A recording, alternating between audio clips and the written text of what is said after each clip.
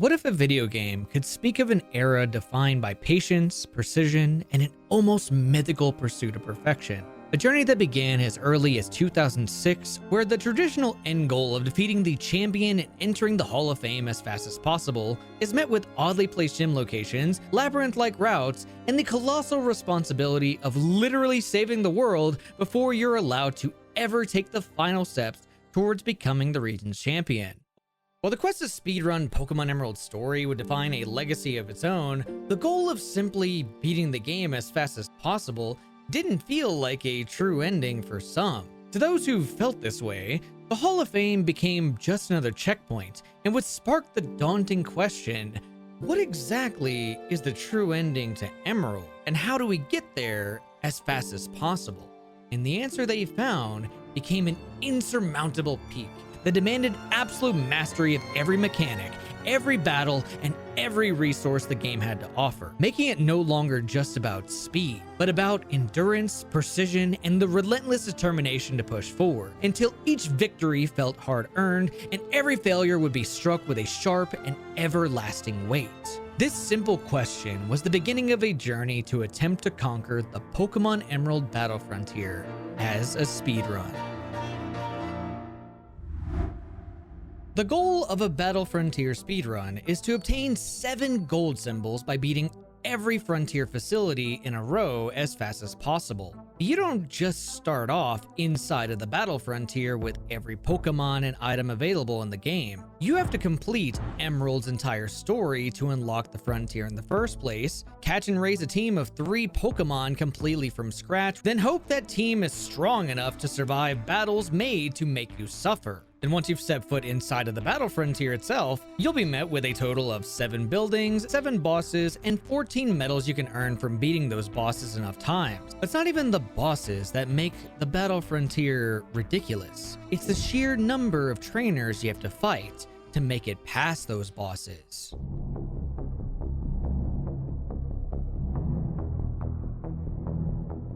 The journey to beat a boss and obtain a single gold symbol requires you to keep a win streak inside of a building until you've reached and defeated that building's boss battle twice. Once for a silver symbol, then later for a more difficult gold symbol battle. And if you lose a single time in that building before acquiring its gold symbol, you have to start that building's challenge over again from the very beginning. And with a barrier to entry this high, the cost of losing when your goal is to get all gold symbols comes down to an average of 1 hour of time loss for each death, depending on when you lose. So, with such a massive scope to overcome, what exactly does it take to beat the entirety of Pokemon Emerald, including the Battle Frontier, in a speedrun? Well, from 2006 all the way to 2012, no one could fully grasp what it would actually take to speedrun the entirety of Pokemon Emerald's frontier. Early estimates floated around 40 to 70 hours, making it a marathon so demanding, so relentless, that even the most ambitious runners saw it as impossible.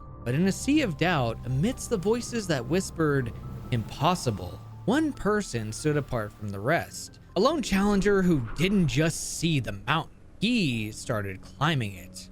And the name of this challenger was Werster. It's a 3, dude! Dead run. Incredible. He found a shiny rolls!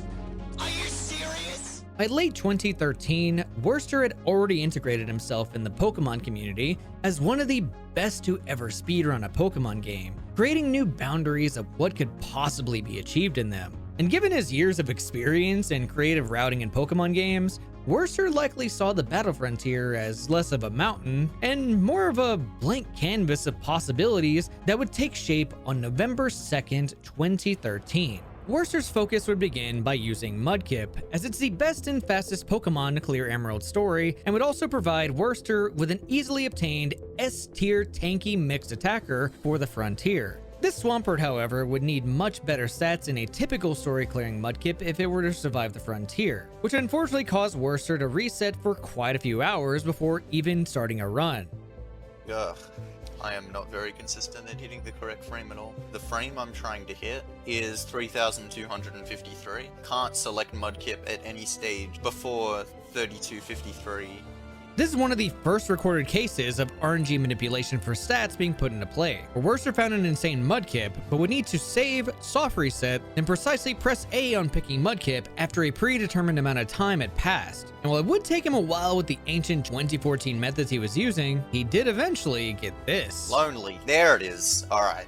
To complement Swampert, Werster also needed 2 additional teammates, settling on Latios and Metagross, a powerful trio with excellent synergy to cover each other's strengths and weaknesses. They also happen to be 3 of the most accessible, best Pokemon available in Emerald. But with the addition of Latios, Werster would not be able to use Rayquaza to speed up the end of the game, since Latios would be taking up the only Master Ball he had. And I imagine you might be thinking, why not just use Rayquaza in the Frontier instead of Latios? Well, it's actually completely banned from the Frontier like a slew of other legendaries, but somehow Latios isn't, as long as it's not holding the Soldew item. Instead, Latios would hold Lumberry, Swampert would hold Leftovers, and Metagross would hold a Choice Band. But with all these little things addressed, there was one more issue that needed to be settled, which was how Werster was going to finish leveling and empowering his team with effort values and TMs. And the answer Werster landed on was actually pretty creative, as he would use a well-known glitch known as the Battle Tower cloning glitch. For some reason or another, your save file will save the data of pretty much everything that is in your PC box when talking to the clerk all the way over to the right if you reset at the proper time. So if Werster saved, took off any items his PC Pokemon were holding on to, talked to that clerk, then reset, both the PC Pokemon and their held items would be cloned too,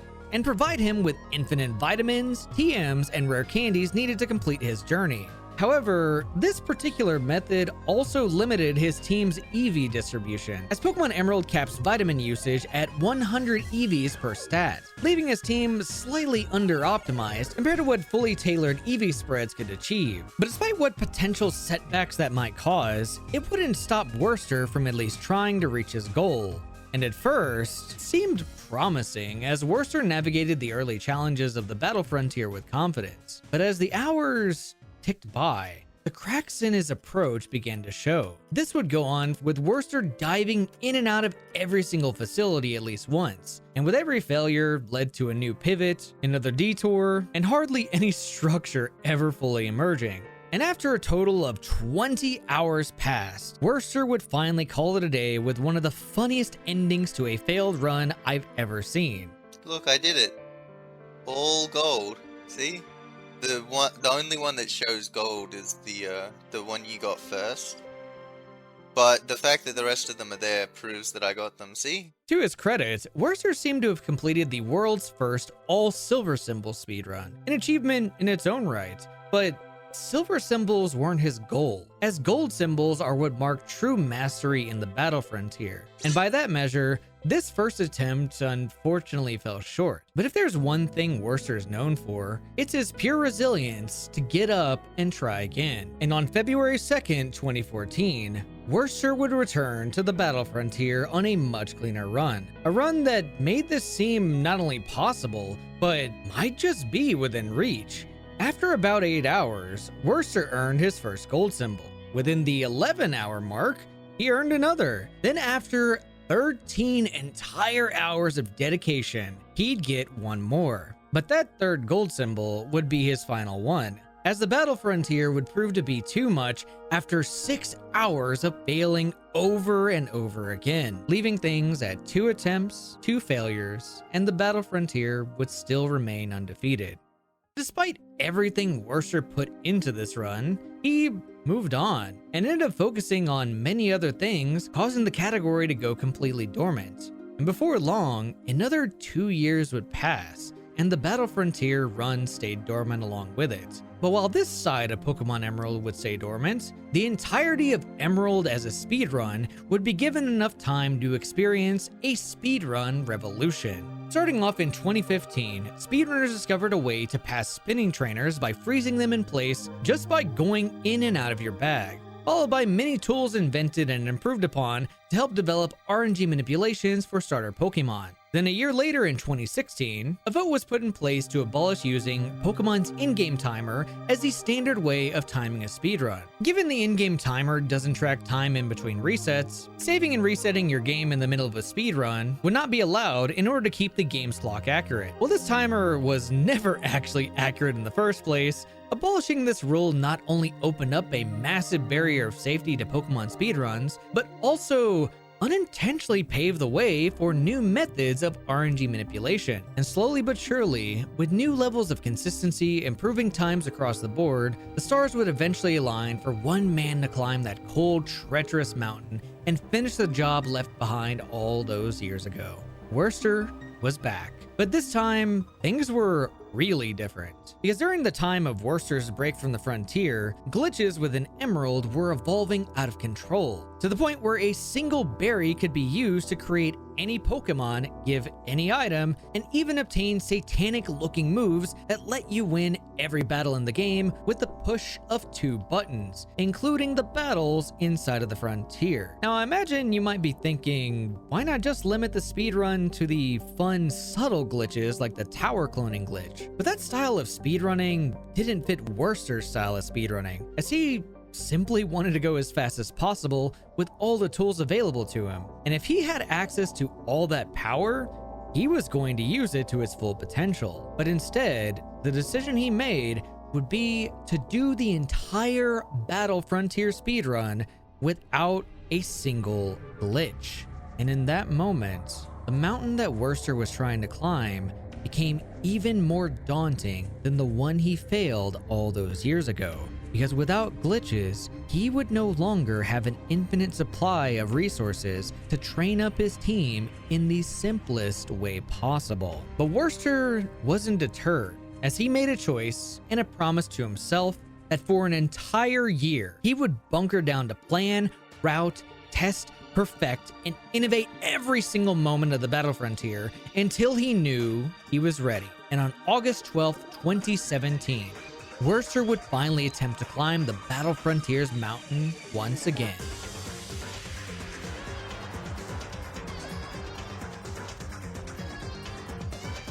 Werster began this run with the strategies that looked quite similar to his failed runs, but with a bit of a different coat of paint. While using Swampert, Metagross, and Latios would still be the backbone of his strategy, an entirely new set of stats, resources, and methods of obtaining them would need to be required for a glitchless run. Some of the strategies included a detour for a couple of heart scales to relearn moves, delay evolving his Marshtomp until it learned Earthquake via level up, since Metagross needed the only Earthquake TM available, then travel to remote locations for the TMs Ice Beam, Thunderbolt, Shadow Ball, Brick Break, and eventually Explosion to provide coverage for the many Pokemon he would come across in the frontier. One goal that was going to be tough to reach would be for Werster to keep his entire team of Pokemon at level 50 before completing the story. Because if they were to go any higher than that, his entire team would need to be given even more levels, which would add an extra amount of time to an already unreasonable time sink. So the answer to his problem would obviously need to be just as unreasonable.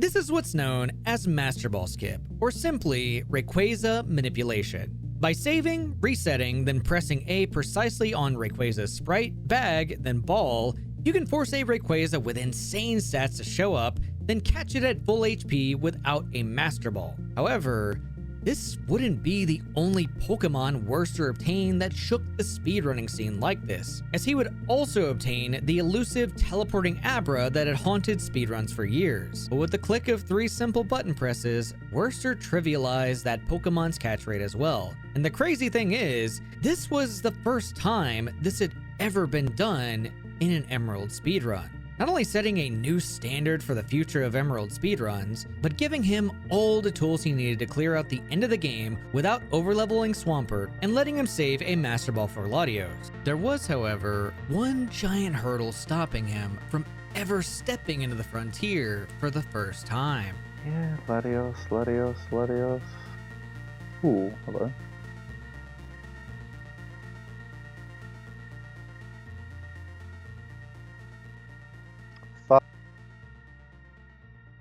Remember how I got Rayquaza like 7th try or something? I do not want that to happen for Latios, because this takes forever to retry. Because Latios's IVs are generated when I choose what color it is.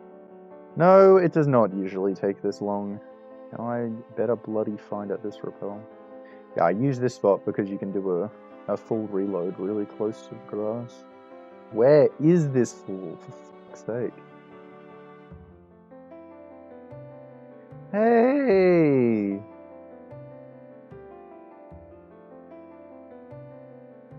Ooh. Yes! You beauty. This took Werster a total of 15 minutes before he got the correct Latios. But with this grind finally over, he knew that the right decision would be to finally enter the battle frontier for the first time, here and now. Hey, hope you're liking the story so far, because me and my team have worked really hard for the past 6 months to get this one out. So if you want to see more speedrun stories like this one, consider subscribing because my channel is filled with them. Right before Werster's eyes were 7 towering facilities with their own gimmick to stop him and his ultimate goal of completion. But with all these options in front of you, where do you even start? Well, given that Werster didn't have his team ready quite yet, there would be no other choice but to use rental Pokemon by starting with the Battle Factory. But the interesting thing is that this wouldn't actually be the only reason for Werster doing this. Question.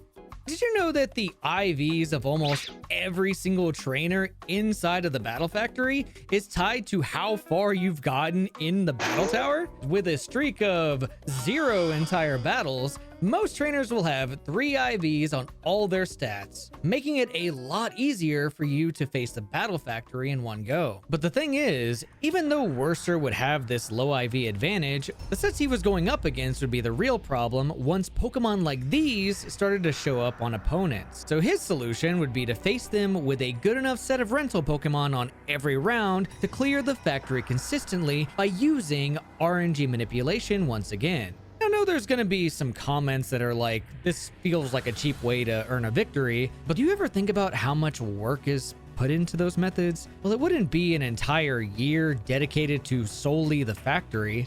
The culmination of hours is something I think deserves respect in some way, shape, or form, as does the precision required to pull off getting these different sets of Pokemon with almost frame-perfect timing. And to make it even crazier, this would be the last time Werster could fully rely on RNG manipulation in a facility anyways. So why not make the best of it while you still can?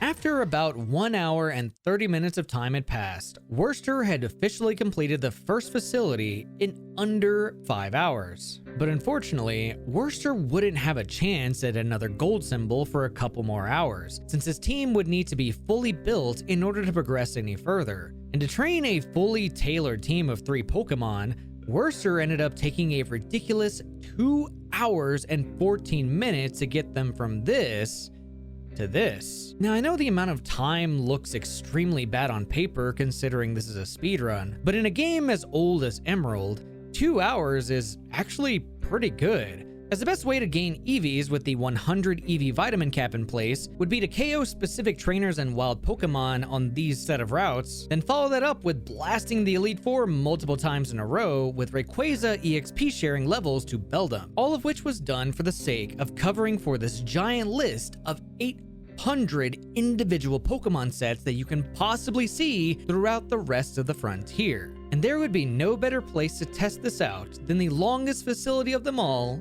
the Battle Pyramid.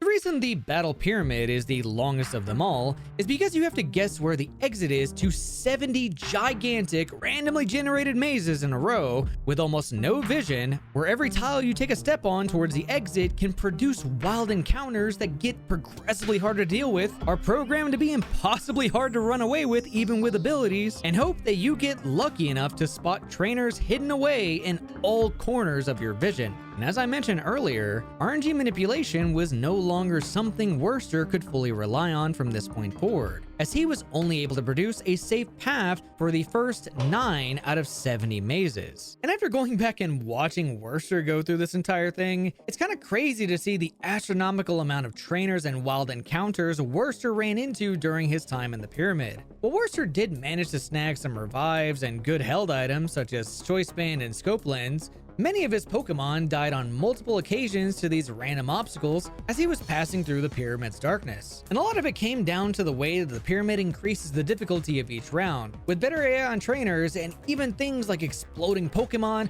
Pokemon with Arena Trap and Shadow Tag, or worst of them all, crazy old ladies with legendary Pokemon.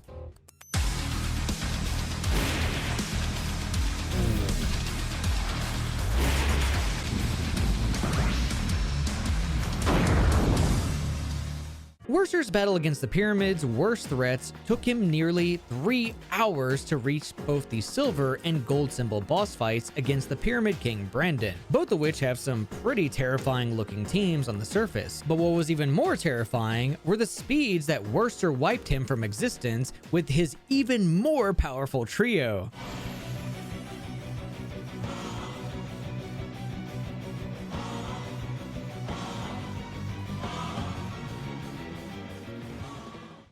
And just like that, the effort Werster spent EV training paid off exponentially, building a ton of momentum in the process to carry him through the next couple of facilities that he would do in the following order: Battle Dome, Battle Pike, Battle Tower, Battle Arena, then finish in the Battle Palace. But this order was a bit peculiar, as Werster would be taking on the easiest facilities first and the hardest facilities last. Well, this would raise the likelihood of Werster dying and losing multiple hours into his run. Suffering for the sake of going as fast as possible is sometimes the best way to go about it, which is exactly the case since the moves his team had acquired were made with the Dome, Pike, and Tower in mind, but would need to be changed in ways that are nearly irreversible for the Arena and Palace because of Pokemon Emerald's limited resources. So despite likely wanting to do the hardest first, Werster would have to settle for the shortest and easiest facility, the Battle Dome.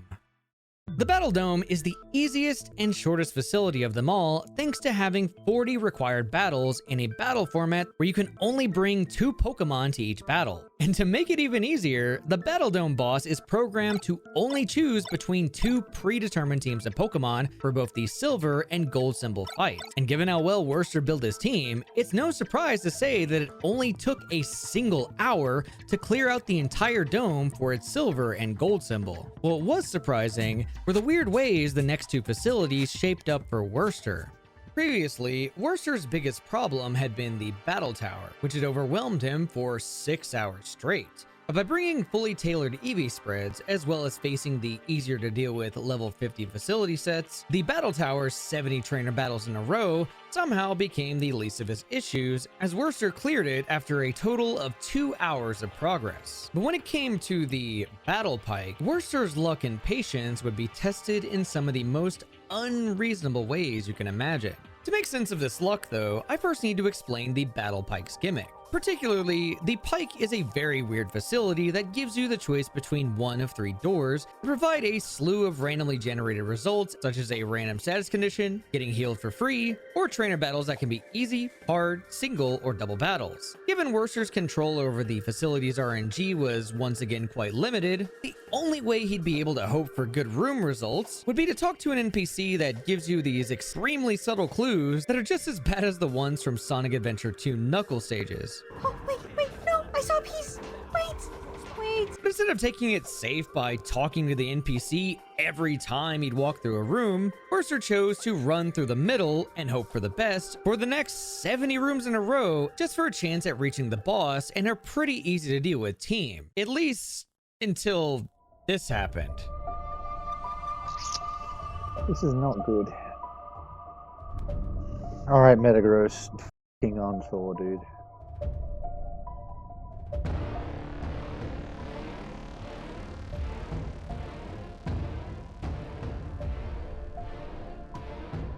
Of course. I really need to heal.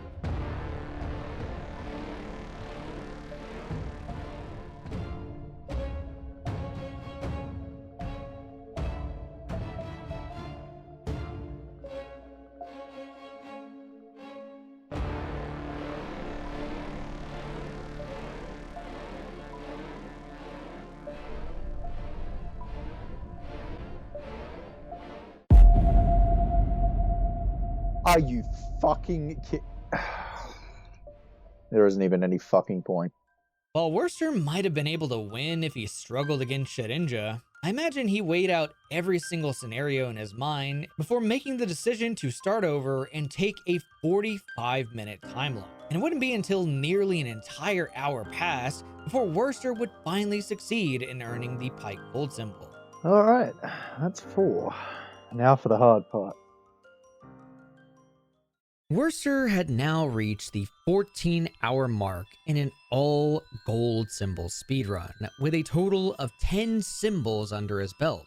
But the exhaustion and pressure of the Battle Frontier speedrun was beginning to catch up to Werster as he would now enter the battle arena. If it wasn't for the existence of the Battle Palace, this place would be the most ridiculous facility of them all in terms of difficulty. Depending on what moves you use during the first 3 turns of each battle, you can have a party member faint despite having full HP thanks to the arena's judgment system. The judgment system is a bit complicated to go into full detail on, but to put it short and simply, it's literally just an insane version of rock, paper, scissors, where every move gets pushed into a category that earns you rock, paper, scissors points. If you earn more total points than your opponent in 3 turns, or knock out an opponent before that 3rd turn passes, then you'll win against whatever Pokemon you face. However, the judgment system isn't really the hard part if you focus on certain points. It's the fact that whatever team order you chose to enter the arena with is the one you'll be sending out your Pokemon in until you defeat a round of 7 trainers, forcing you to deal with potentially bad matchups if you lead wrong. But Werster's plan of calm minding then sweeping with Latios worked out quite nicely for the duration of the arena,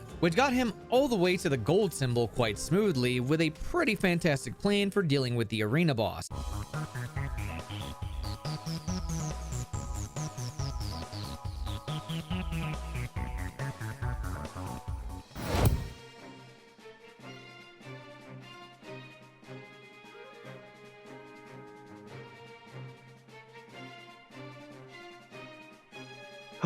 One left.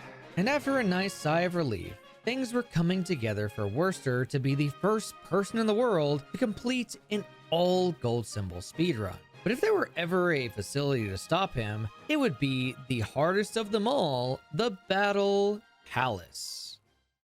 Before Werster could step into the Battle Palace, he would need to take a short detour to the move deleter in Lily Cove City and begin to delete any setup move, supportive move, or move that could cause him to accidentally explode on a Pokemon that's immune to the move. The goal Werster was trying to achieve with this move deletion detour was to try and force his Pokemon to pick only attacking moves, since the gimmick of the Palace has your Pokemon choosing their own moves every time you click the fight option. Deleting moves doesn't unfortunately fix the problem that this facility has for picking weird moves. Because when a Pokemon chooses a move in the Palace, it has 3 categories it can lean towards depending on the nature of a Pokemon. But the developers of this system likely saw a loophole created by Pokemon which only have moves that are contained into one category. So to solve this, they programmed it so that your Pokemon could still choose the defense and support category. And if they were to choose it without having a defense or support move, they'll have a 50% chance to do absolutely nothing.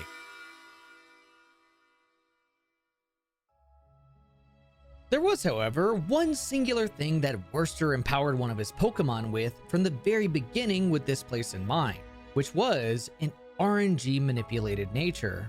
Given at this very moment, Werster had an adamant-natured Metagross and a modest-natured Latios, Werster would likely have to flip that coin every single time he pressed the A button to fight. While he could have chosen a different nature to counteract this, the natures on Latios and Metagross were considered so important for surviving the other facilities that having lowered odds on this one was very worth considering. But if we scroll up a bit on this chart, we'll find the nature of the Pokemon Werster had since the beginning of his long journey.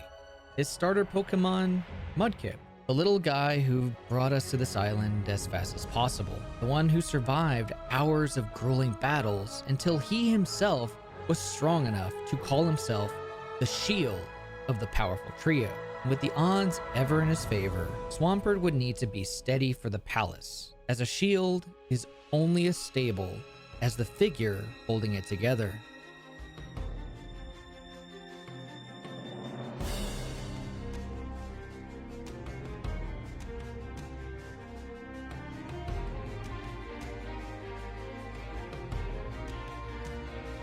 Good start.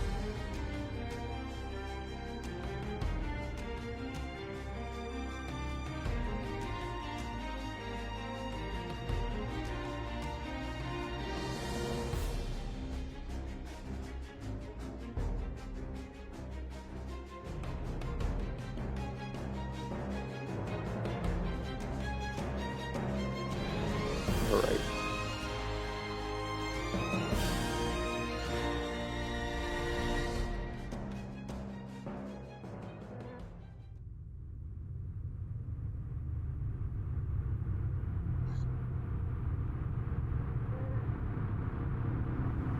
You have got to be fucking kidding me. Maximum confusion, hurt myself every single time. How do you fucking lose to a fly Crobat, Metagross?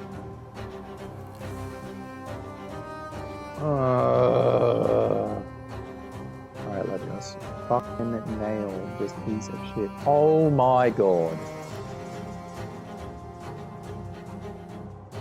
Wow.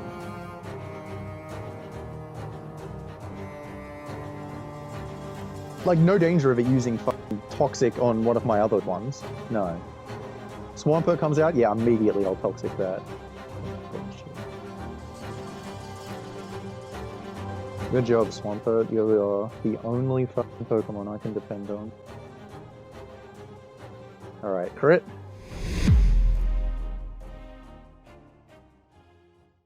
That's a loss. Fucking hell.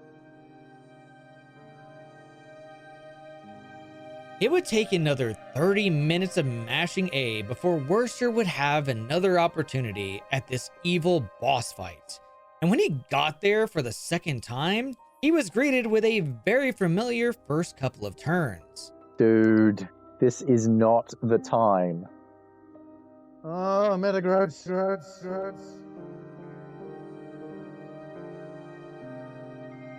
Yes.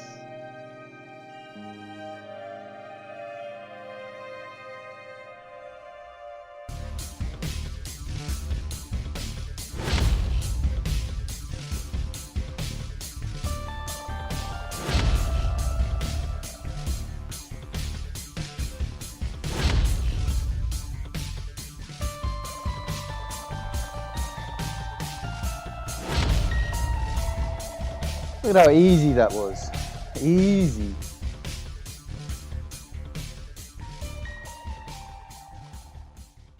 Yes, you have to do all 42 in one streak. Any death sets you right back to zero.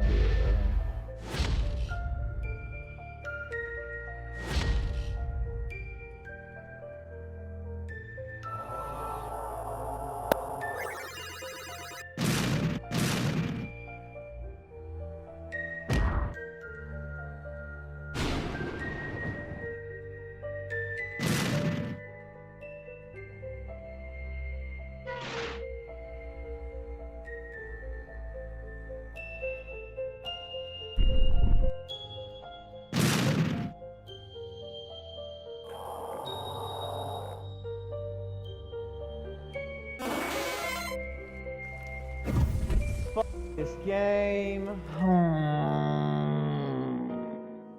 This right here is one of the biggest tragedies I've ever seen in Pokemon speedrunning history. And sometimes that's just how things go. And while Werster was likely devastated based off of his tone alone, he still got back up and silently mashed A to try and get back to where he was again.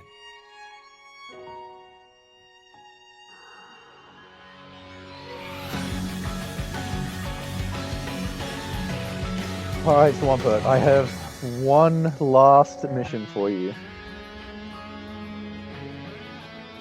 Take out this Arcanine.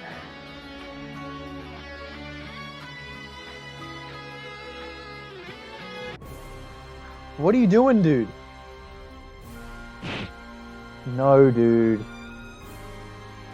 This is not the fucking time. Oh my god. Alright, Latios, I have never needed you more than right fucking now. Attack! Thank you. I'm out of position though. Metagross is going to take an extra hit here. Good.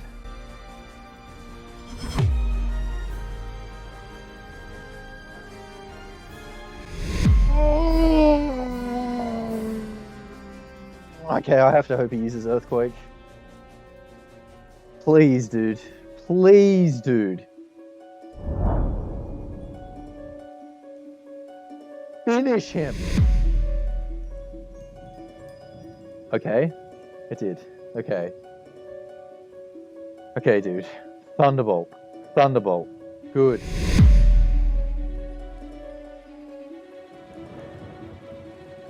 No, dude.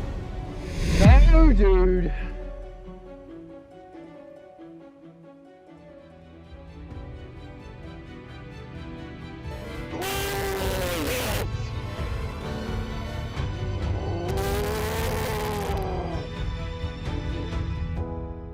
There they are.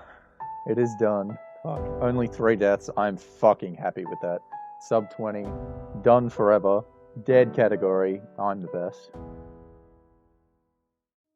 Werster finishing this run wasn't just a milestone. It was a statement. A testament to what was possible in Pokemon Emerald. One that would stand as both a challenge and an invitation for others to plant a flag at the summit of a mountain so daunting to climb that only one person had been able to conquer it. But if you've watched enough speedrunning before, you'll know that speedruns aren't a fixed puzzle with a single perfect solution. With every run ever performed carries the fingerprints of those who came before it. The strategies they discovered, the paths they carved, and the lessons they learned. And while Werster's run was beyond monumental, it wasn't a finished story. In reality, it was a foundation for what was to come. Before we complete this story, I just want to mention that I'll be releasing a director's commentary on my brand new Patreon, where I plan to go into why this video took 6 months to get out. So check it out if you're interested in some behind the scenes stuff, want to support me, or just want your name as part of the credits in future videos. In the months that followed Werster's run, the Pokemon Emerald community buzzed with activity, with many discussions unfolding, strategies being debated, and a slew of new ideas beginning to surface. And among the many voices brought together to solve Pokemon Emerald speedruns, one runner stood out most of all. Not because they were louder or anything, but because they were listening, observing, calculating. This runner approached Pokemon Emerald with a mindset that felt almost surgical. And what this runner did to Pokemon Emerald speedruns following Werster's Battle Frontier run wasn't just a breakthrough, it was a revolution. A complete reimagining of what a Pokemon Emerald speedrun would look like. Battles that had been considered mandatory were skipped entirely. Sections that seemed unavoidable were sidestepped with clever tricks. And the most incredible part? It all seemed so effortless, as if the game itself had been waiting for someone to see it this way, to unlock its full potential. And before we knew it, everyone would know the name behind this revolution as Exxarian.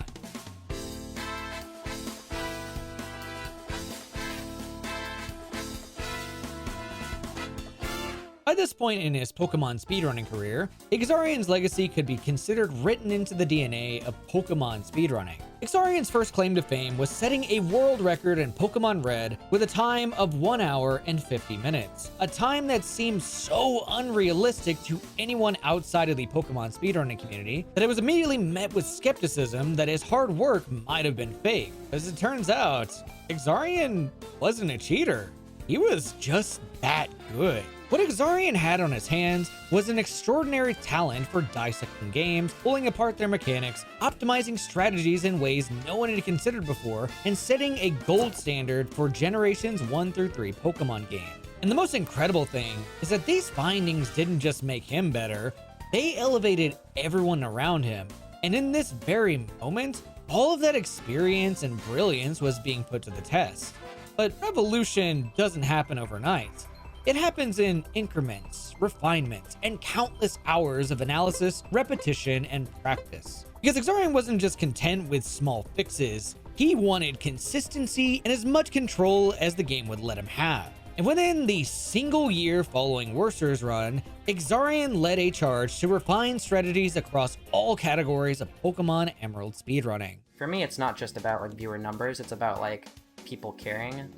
You know, I'm much more likely to care myself about a speedrun if other people care. Pioneering things such as a consistent RNG manipulation that guaranteed the capture of an Abra, and eliminating one of the most frustrating parts of the Pokemon Emerald route at the time. But the improvements didn't just stop there, because the way that Rayquaza was approached was refined quite heavily, saving time on being able to skip the long walk towards the Master Ball, while also expanding the original Rayquaza window that Werster used from 1 frame to a cluster of 6 really good Rayquazas to work with in an Emerald speedrun. I know we've been covering a lot of the regular Pokemon Emerald speedrun, but the best part about all of these changes is Exxarian could carry every single one of these improvements into his preparation for the Battle Frontier speedrun. However, it would require him to dedicate an entire year, along with 500 hours of careful planning, routing, and adjustments before Exxarian would finally attempt a run on the bright early morning of October 28th, 2018.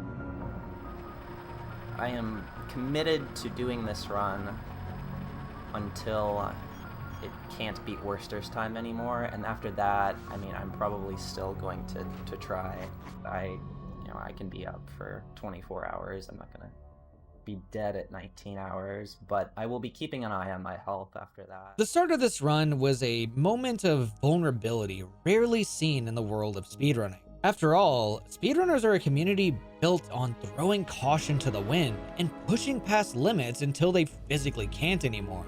But here and now, Exxarian was setting boundaries, not just for his audience, but likely for himself as well. But from the very first moments of this run, it became clear that Exxarian wasn't just aiming to beat Werster, he was aiming to redefine what was possible.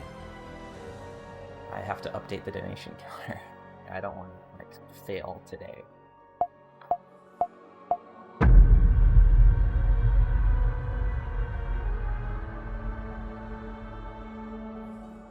Wow, imagine that first try.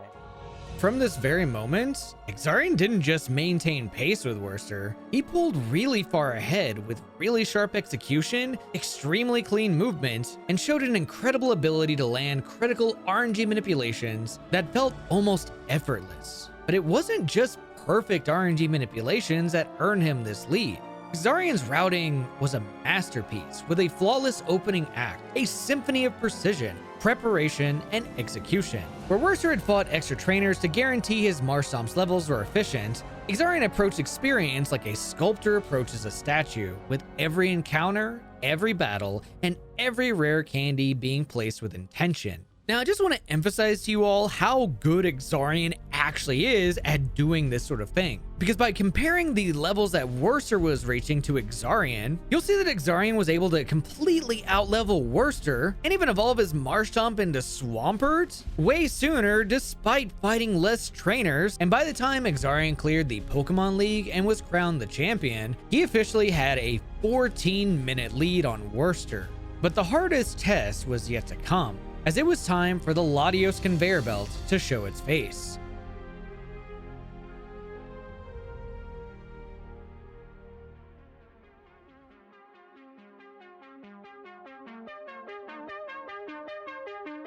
Okay. Holy fuck. Please be the right one. Oh my god. Holy fuck. And by the time Exxarian stepped into the battle frontier, he was carrying the momentum of being 28 minutes ahead of the battle frontier world record. But leads are fragile in the battle frontier because RNG doesn't just exist in the battle frontier, it thrives. 7 facilities, 7 bosses, 7 gold symbols, and endless opportunities for something to go wrong easily erase hours of careful routing in an instant. And as we all know, the question wasn't whether Exxarian could reach the battle frontier faster than Werster. The question was, would it even matter how far ahead he was before actually entering the battle frontier?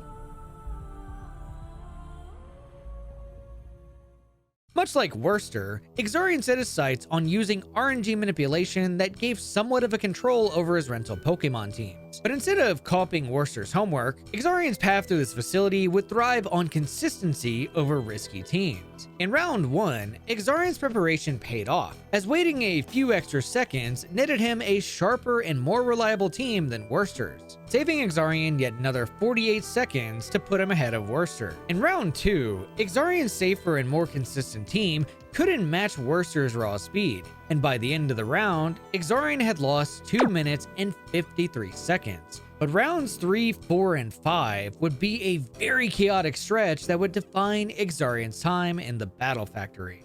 In round 3, Exxarian fought back with a team nearly identical to Werster's, executing every fight with focus and precision. And by the final match, Exxarian had actually clawed back 1 minute and 12 seconds. But in the grueling stretches of rounds 4 and 5, Exxarian doubled down on his strategy, pouring a combined 2 entire minutes into his more consistent RNG manipulation. Usually when someone pours this amount of time into a manipulation or grabbing a resource, it needs to bring an even more valuable amount of time saved to be considered worth it. But it's hard to say if this strategy was worth it, given the fact that Exxarian didn't even save any time using a different team from Werster. Instead, he lost another 2 minutes and 19 seconds from the fights he got. Every moment spent manipulating RNG, every turn spent trying to knock out an opponent, every turn trying to survive, it all added up.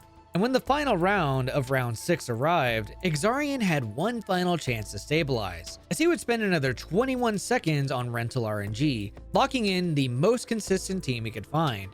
And this time, it worked, but just barely enough for him to scrape back 6 little seconds from Werster's pace. Well, his once 28-minute lead had been reduced, Exxarian was still a staggering 24 minutes ahead of Werster's pace. To most other speedruns, 4 minutes is a pretty heavy blow, but it wasn't exactly a death sentence in a run that takes nearly a day to complete.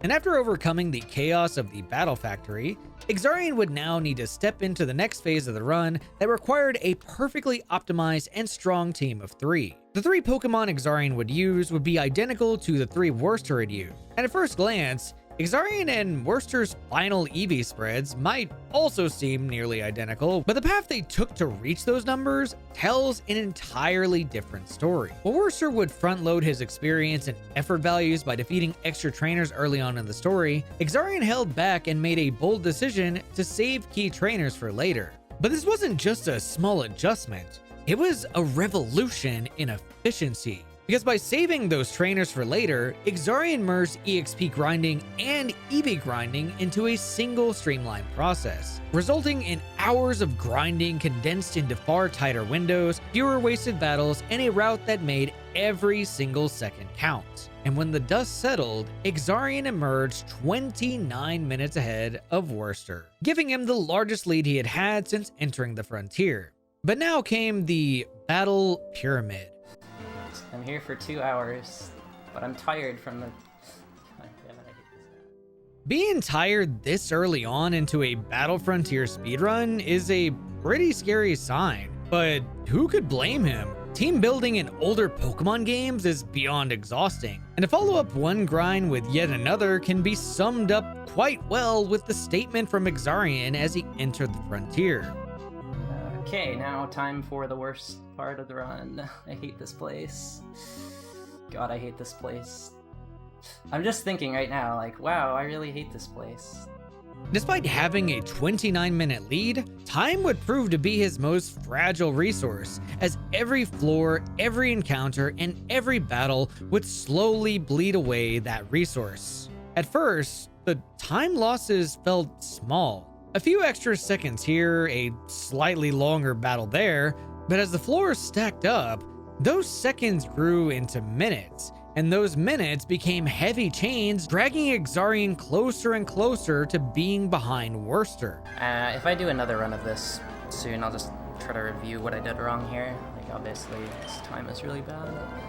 Wild encounters on each floor became the first thread unraveling Exxarian's pace, because every wild encounter inside of the pyramid carried the price of around 17.07 seconds per battle. With Werster encountering 192 wild Pokemon, this would add up to 54 minutes and 25 seconds spent on just seeing wild encounters. But Exxarian wasn't as fortunate, as he battled 206 wild Pokemon, pushing his total to 58 minutes and 23 seconds. With simple math, those 14 extra encounters, 25 more items, 14 more trainers, 16 more wild Pokemon than Werster had done, added up to nearly 10 minutes of time lost, not in one catastrophic moment, but in the slow trickle of repetitive animations, text boxes, and fading health bars. But that is a grossly oversimplified estimation, because the true little details of these time losses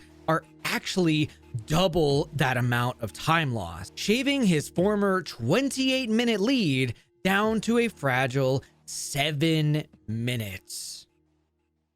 With a time loss this massive, it's hard not to question every little thing that could have gone wrong.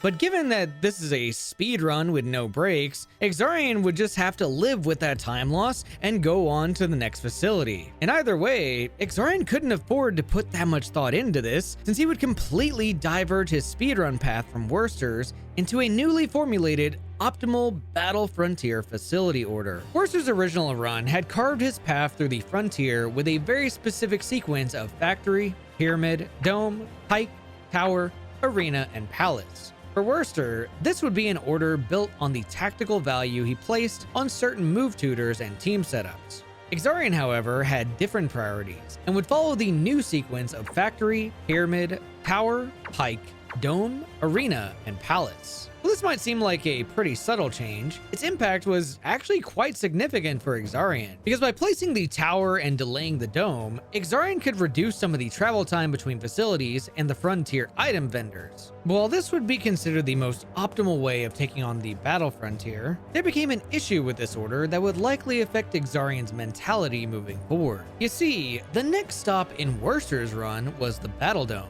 the shortest facility in the entire frontier. Before Exxarian, he chose to instead take on the Battle Tower, the second longest facility. Where the problem lied wasn't exactly in the difficulty or endurance, it was the timer. Because Exxarian's splits weren't comparing his run to Werster's Battle Tower, they were comparing to Werster's Battle Dome. And no matter how fast Exxarian cleared the Battle Tower, there was no way he could clear it faster than Werster's Battle Dome, making it so that his timer would be guaranteed to fall further and further into the negatives as time went on. And if you've never done a speedrun before, then let me just say that the weight of watching your timer slowly tick down to the negatives is a weight that could break even the most well-made scales. Which is why I can't even begin to describe how Exxarian might have felt when his splits read that he was 43 minutes behind the world record once he had finished the tower. But how much of this was an illusion? Was Exxarian actually behind?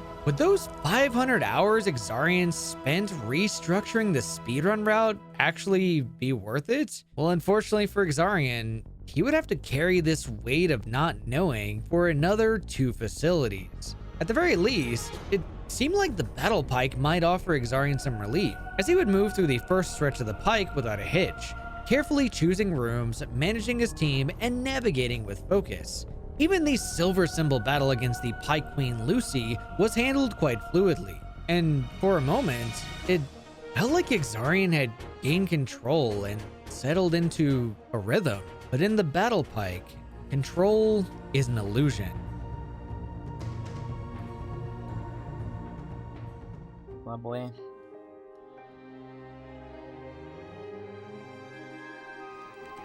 Just lovely.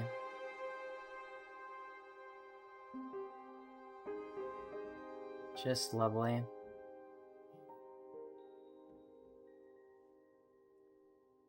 What followed this devastation was an hour-long grind back to the pike boss Lucy.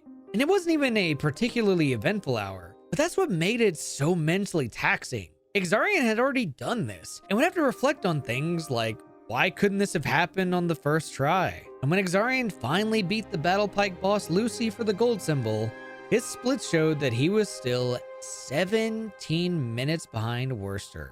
An improvement for sure, but he could have been ahead if it wasn't for that Gligar, and overall, might have made Exxarian believe this time loss was never an illusion. But do you remember what I said about Exxarian and Werster's facility order? With the fourth facility on the horizon, this meant Exxarian's short Battle Dome splits would now be compared to Werster's long Battle Tower splits, a moment Exxarian was patiently waiting for since the end of the Battle Pyramid. And as it turns out, Exxarian was actually ahead all along. But it wasn't just 3 minutes like his initial split said. It was much farther than that. And from this point forward, there would be no more timing inaccuracies. It would just be Werster and Exxarian clashing head to head. But even as early as earning the Dome Silver symbol, Exxarian knew that the last two facilities would be the true test of his patience and endurance. So to counteract these daunting buildings as efficiently as possible, Exxarian's route would now fully diverge from Werster's path with some brand new strategies.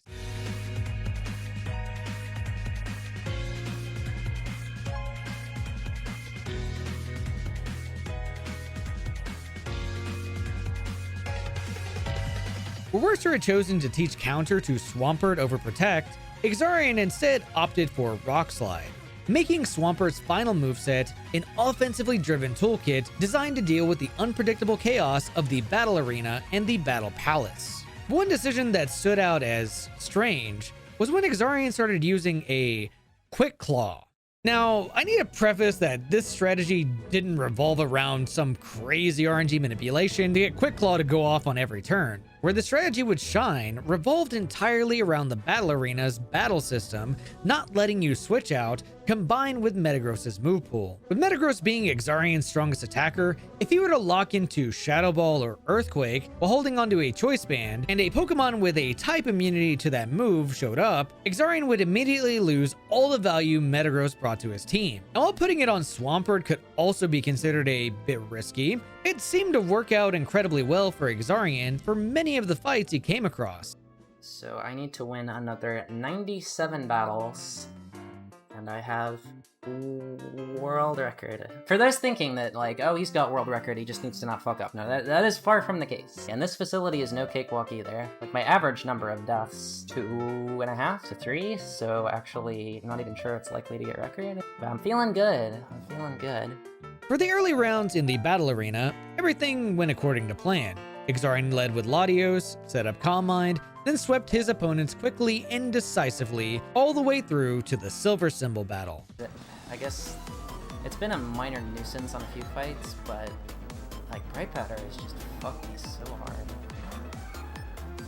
Shadow Ball is in slot 3, not 4. Alright, can we just not use Confuse Ray this turn? Well, actually, I don't know if I do enough here. Oh, he's just dying. Okay, that's fine. Skill my ass, fucking Confuse Ray. Alright, Bright Powder time.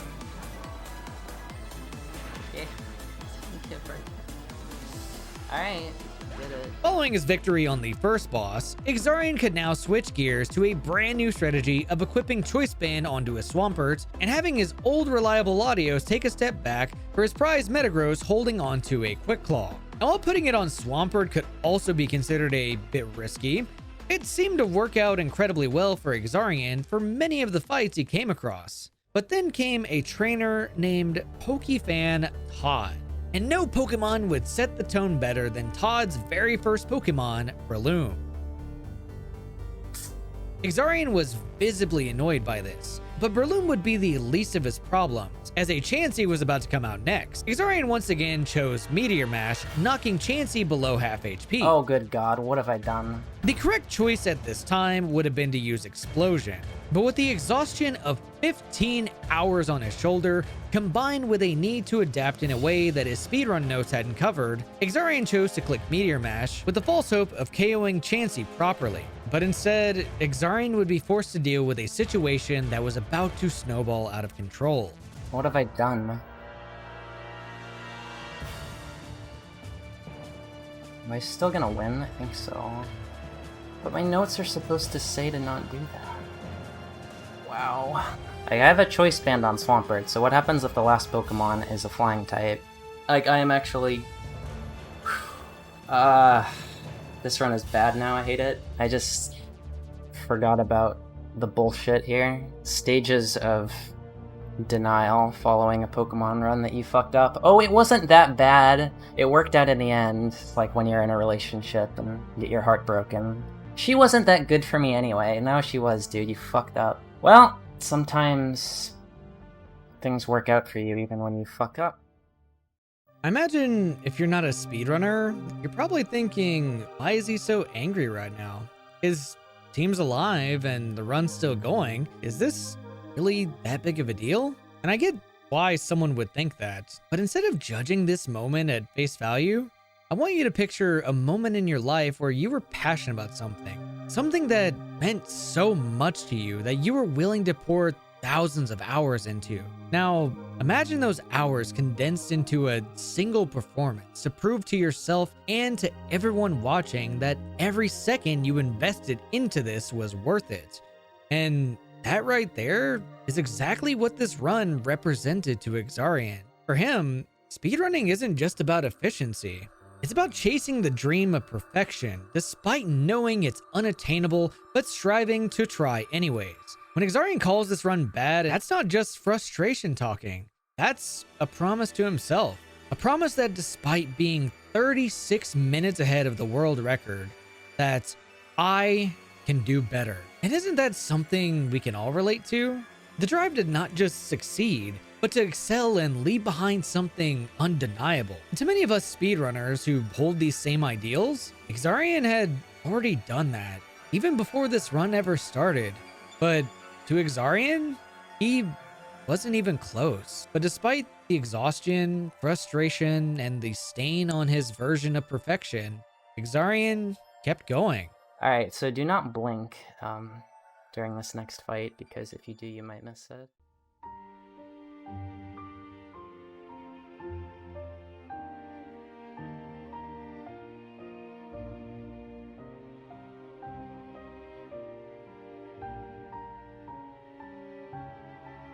And while the battle arena didn't have the perfect execution Exxarian had dreamed of, a victory was a victory, leaving him within reach of not only finishing, but completely shattering the world record. But what laid ahead was the Battle Palace, a facility unlike any other. One that doesn't care about your preparation, routing, or mechanical skill. One that at the end of the day comes down to pressing a button and hoping that your Pokemon actually listen to you. So the question here would become, how lucky could Exxarian get?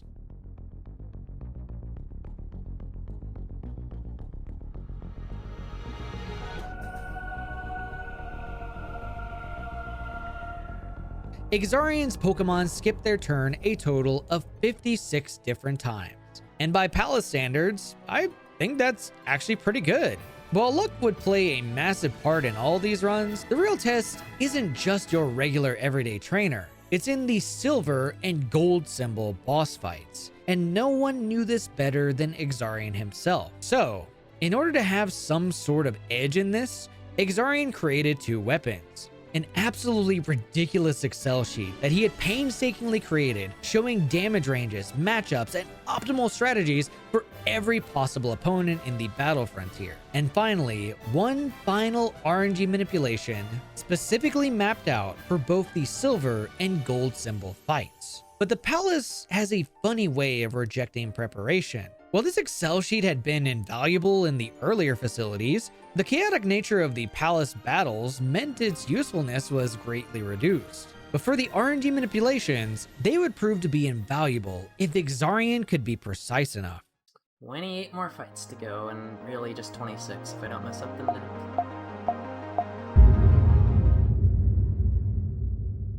Confuse ray or fly is what we need to see here.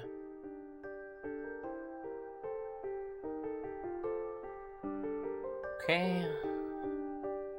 No! How? Literally, really? So it just doesn't work. Cool, I just wasted all that time.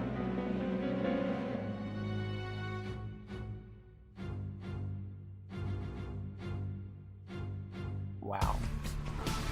I'm so surprised that failed.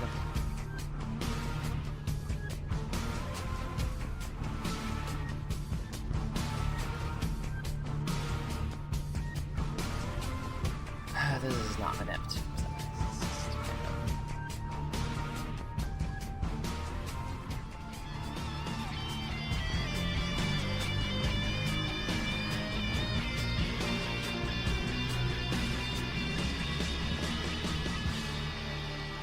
I have nothing to say about this. And by receiving the silver symbol on his very first try and seeing an entire hour of time save under his belt was exactly the momentum Exxarian needed to carry him to the end. While there would be a few hiccups here and there from the Battle Palace, nothing could stop Exxarian from reaching the doorstep of the Palace Maven Spencer's gold symbol fight. And one final try at an RNG manipulation.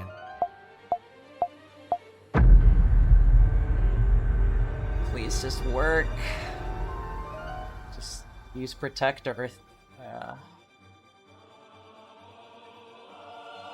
Yeah, fuck. Alright. Gotta do this the old-fashioned way. 71%. Okay, that's the easy one.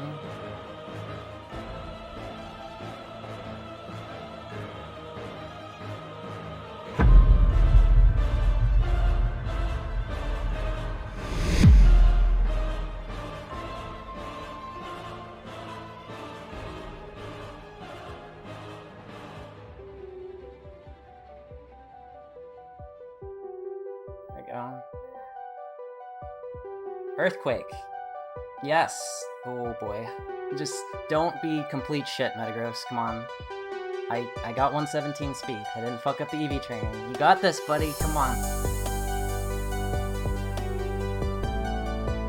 Oh! Oh shit. One hit. I've got so many chances to hit this fucker. And I'm low haul. One more, baby. Oh! Yes. Wow. 17-0. You gotta be kidding. I can't believe it. Holy fuck, we had one death and it was a 15-minute death in Pike. That's insane. I can't believe how lucky that run was. And that is where the world record has stood for more than half a decade later, with the only people who have planted their flag on this leaderboard being Exxarian and Werster. Everyone else who tried, including me, came up a bit too short. But if there's one thing that's for certain, this will not be the last flag planted on the mountain which formed what is known as Pokemon Emerald's hardest speedrun.